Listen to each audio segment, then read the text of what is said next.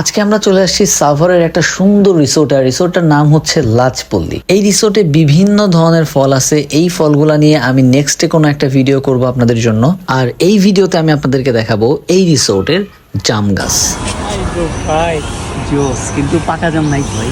আছে পাকা আছে কয়েকটা, ওই যে ওইটা পাকা, কিন্তু ওইটা হইতেছে পাওয়া যাবে না।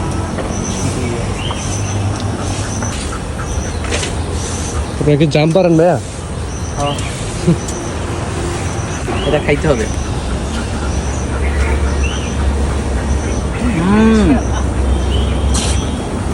অনেক জোস। অনেক সুস্বাদু না?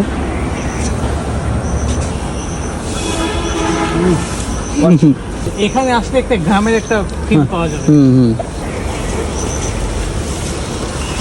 ভাই তো গাছে চলে গেছে। এই কি কই আপনি? থ্যাংক ইউ ভাই। অনেক পাকা।